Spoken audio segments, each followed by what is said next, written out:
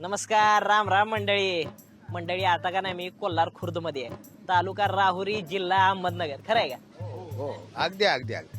आणि मंडळी कसं आहे का नाही, ह्या गावात बी का नाही सगळी सामान्य जनता आहे, हो आहे का नाही, आणि त्यांच्या बी अडी अडचणी समस्या आहेतच की नाही, जाणून घेतल्या पाहिजे का नाही. चला जाणून घेऊया यांच्या समस्या अडी अडचणी, आहे का नाही बाबा. मोदी सरकारने समजा आता पेपरला दिलं बा जाहीर करून की अनुदान भेटेल, 6,000 रुपये समजा तुम्हाला वर्षाला भेटतील. पण कागदीपत्री आले, आता नेमकं काय सांगता येत बा आता ती. कोणत्याही प्रकारचं काही शेतकऱ्यांना दिलं नाही. कर्जमाफी दिली ती पण निम्मी अर्धी दिली, काही नाही भेटली, काही नाही भेटली. जे गरजू आहे त्यांना अजिबात काहीच प्रकारचं भेटलेलं नाहीये असं मोदी सरकारकडून. नुसती फसवी योजना आहे या मोदी सरकारची. ज्यावेळी या सरकारने इलेक्शनच्या आधी सांगितलं की तरुणांसाठी आम्ही करोडवधी अशा नोकऱ्या उभ्या करू, पण निवडून आल्यानंतर हे म्हणायला लागले की तरुणांनी सुशिक्षित बेरोजगार तरुण आहे, यांनी वडेपाव तळायला पाहिजे, पकोडे तळायला पाहिजे. मग आज आम्ही MA MCOM BSc डिग्र्या घेतलेल्या आहेत. जर हे शासनानं आम्हाला फसवणार आधी कळलं असतं तर आम्ही शासनाला निवडून दिलं नसतं. नाही फसवलं. अगदी आता मेगा भरती चालू आहे. 10% सुवर्णांना आरक्षण मिळालं, मराठा समाजाला आरक्षण मिळालं. त्या आरक्षणातून सर्व समाजातल्या लोकांना फायदा होणार आहे त्याचा. आणि या मेगा भरतीतून 72,000 पदं भरणार आहे शासन. आता सध्या 72,000 पदं. शिक्षक भरती चालली. आणि तरुणांना फसवायचं काही कारण नाही. थोडा वेळ लागेल, 4.5 वर्ष झालेले. या महिना 2 महिन्यात तर भरती निघणच महिन्यात. बँकेमध्ये जर गेलो तर सर्वसाधारण तरुणाचे लोन सुद्धा मंजूर होत नाही. बँकवाले मुद्रा लोन जर म्हणलं तर ते आपला प्रश्न सुद्धा ऐकून घेत नाही, ते बँकेतून बाहेर काढायचा प्रयत्न करतात. अशा या फसव्या सरकारचा आम्ही जाहीर निषेध करतो. आणि आता इथून पुढचा दुसराच सरकार यायला पाहिजे. मी तर म्हणतो राहुल गांधीच पंतप्रधान व्हायला पाहिजे. राफेलचाही मोठा घोटाळा आहे. म्हणजे जी जिओ युनिव्हर्सिटी सुद्धा अस्तित्वात नाही, त्या जिओ युनिव्हर्सिटीला यांनी काही हजार कोटी रुपये दिले. HAL सारखी एक संस्था अस्तित्वात असताना तिला कॉन्ट्रॅक्ट न देता तुम्ही जिओ सारख्या, अंबानी सारख्यांना मोठ्या धंडाण्यांना कॉन्ट्रॅक्ट देता.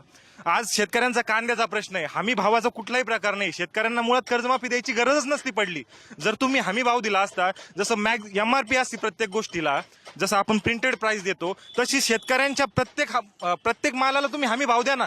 शेतकरी तुमचं कर्ज फेडल, शेतकरी इन्कम टॅक्स भरल. पण परिस्थिती आज वेगळी आहे. तुम्ही सांगितलं काय, तुम्ही करताय काय.